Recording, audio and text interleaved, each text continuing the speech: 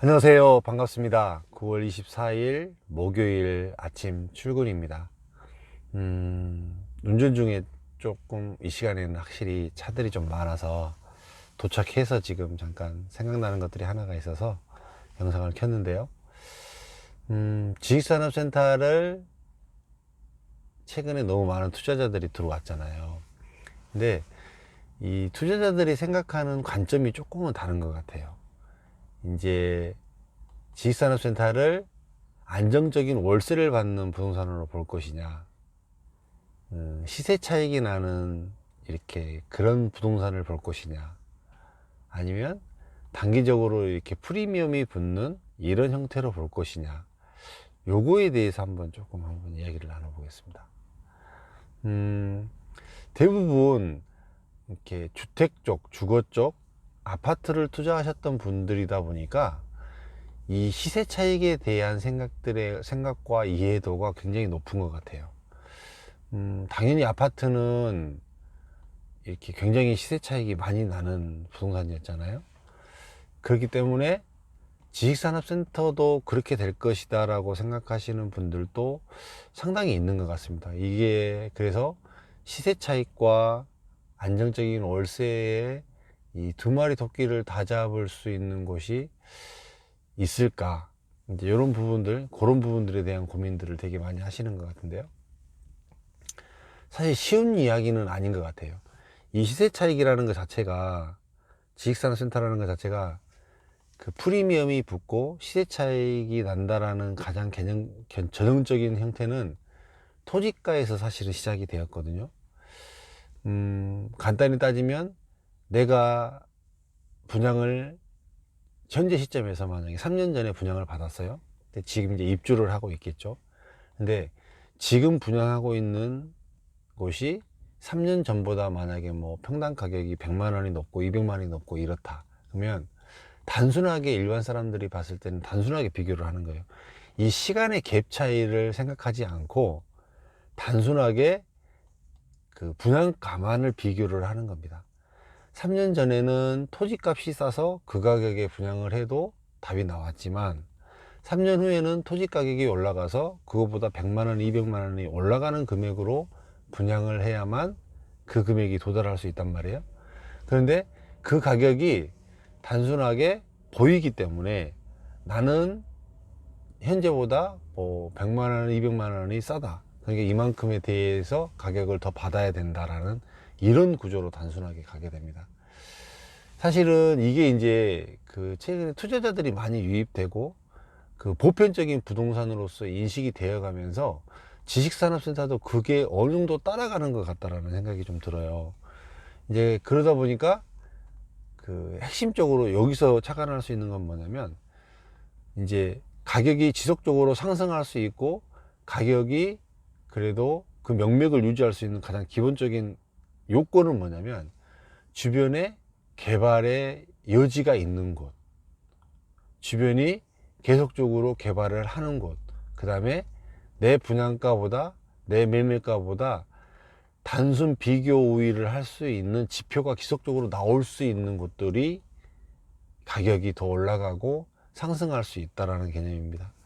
최근에 그 서울 한 곳이 2천만 원이 넘은 지식산업센터가 한 곳이 있었잖아요. 이제 이런 곳 같은 경우는 이제 조금 또 다르게 해석해야 되는 것 중에 하나가 뭐냐면, 그 희소성이었습니다. 희소성. 워낙 그쪽 자체에 지식산업센터가 없었고, 가만히 생각해 보면요, 봐보세요. 서울 시내를 국한으로 보자면 인허가가 지식산업센터밖에 나지 않는 국가산업단지였던 가산 디지털 단지를 빼고는 나머지 지역들은 지식산업센터가 공급이 그렇게 많은 게 아니었어요.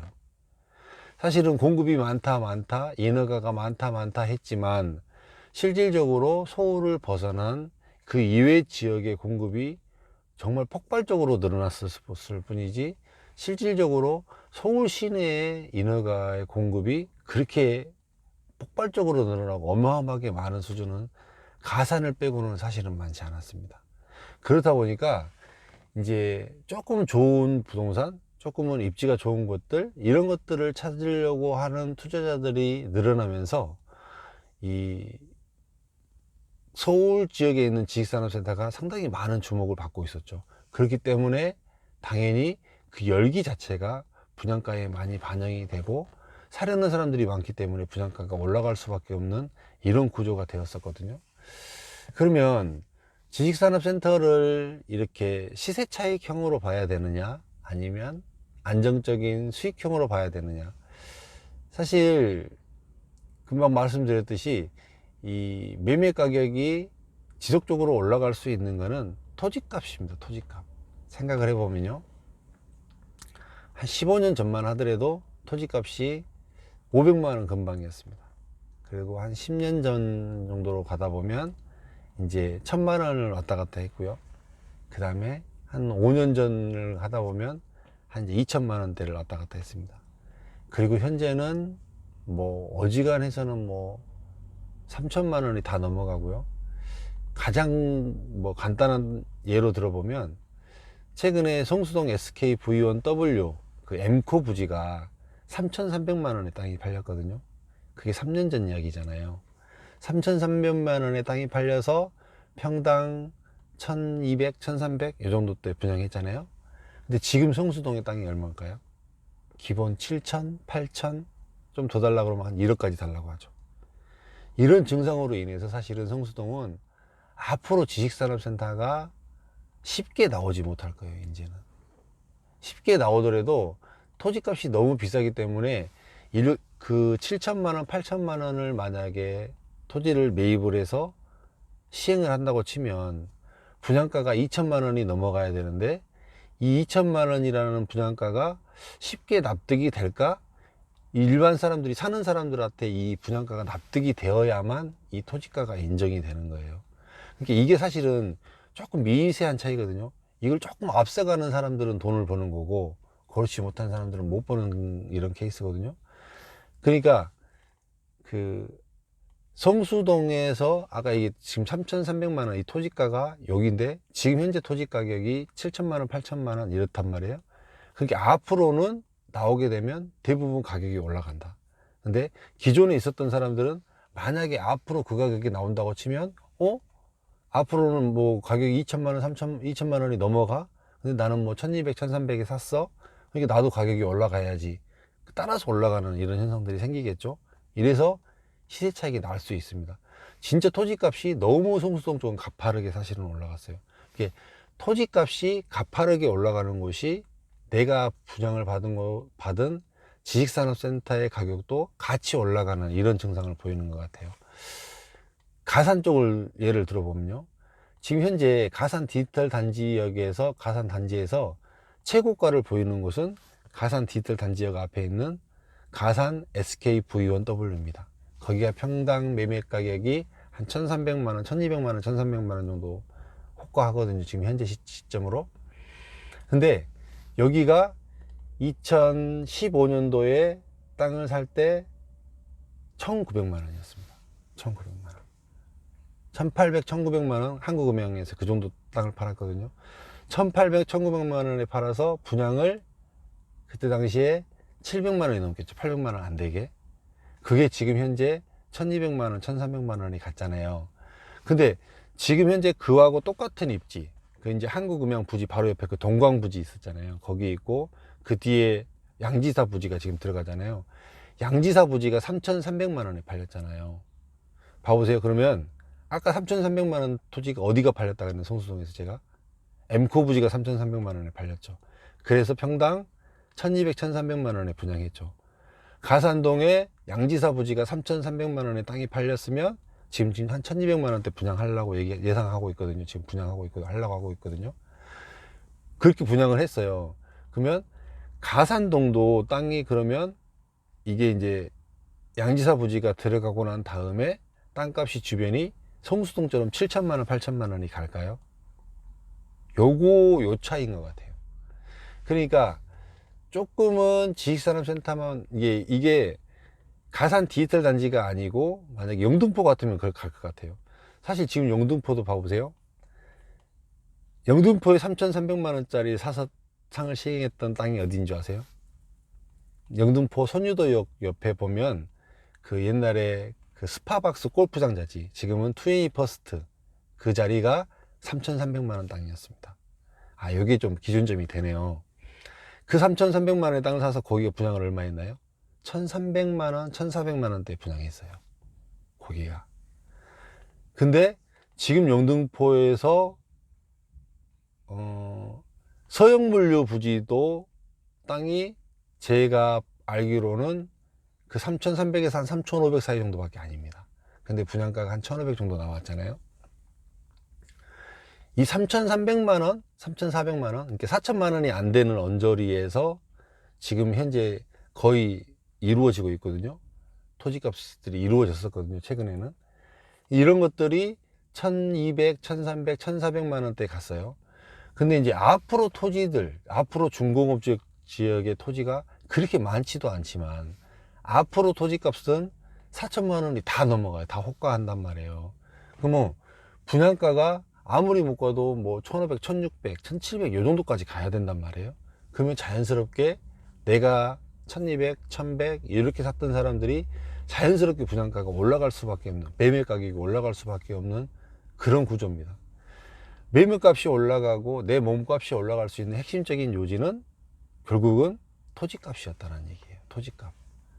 근데 이거를 이제 어디를 선택하는 게 내 몸값이 가장 많이 올라갈 것인가, 요 부분은 제가 금방 말씀드린 거에도 좀 약간 팁은 좀 있죠. 그렇죠?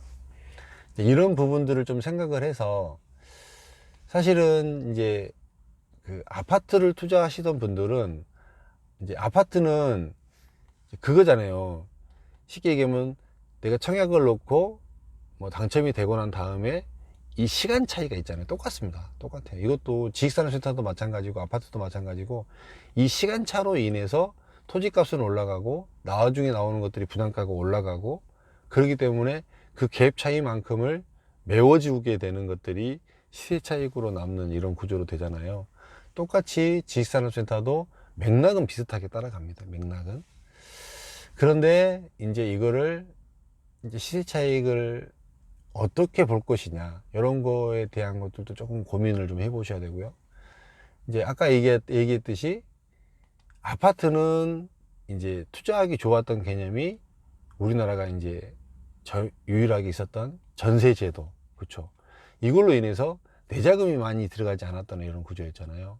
지식산업센터하고 제가 아파트를 조금 맥락을 비슷하게 봤던 이유가 뭐냐면, 저는 아파트를 몰라요. 사실은 모르는 사람인데 조금 접점이 비슷하게 봤던 게 뭐냐면, 지식산업센터는 그 제1금융권에서 기업을 위해서 대출을 해주는 대출 비율이 70%, 80%였어요. 봐보세요. 전세가 비율이 70%, 80% 되잖아요. 요게 맥락이 저는 좀 비슷한 것 같더라고요. 요게. 근데 아파트보다는 임대를 기업체한테 좀 더 받을 수 있는 거죠. 이게 해결이 됐을 때는 아파트보다 이 수익형 부동산으로서는 그래서 더 탁월한 것 같고요. 이제 그 시대 차익 면에서는 워낙 많은 불특정 다수가 아파트를 사려고 하고 누구나 아파트를 사려고 하는 이런 개념이다 보니까 시세 차익 면에서는 아파트가 훨씬 더 나은 것 같아요. 이런 맥락으로 보시고, 지식산업센터는 이제 어떤 시세 차익의 개입 차이가 아파트만큼 되지 않습니다. 그러니까 눈높이를 그 정도로 맞춰 갖고 그 정도로 진입을 하면 약간은 좀 무리수는 좀 있는 것 같아요. 이런 정도가 사실은 조금 이제 디테일하고 이걸 지표상으로 어떤 이렇게 데이터상으로 만들어 보면 좀 재밌는 내용이 나올 것 같아요. 이제 한번 만들어 볼 시간이 있을지 어쩔지는 잘 모르겠는데, 좀 이런 맥락인 거예요. 이런 맥락이에요. 큰 맥락은 그렇습니다. 여기 아까 얘기했듯이 이제 아까 저도 이제 말하면서 사실은 그걸 좀 공통점을 발견했는데요.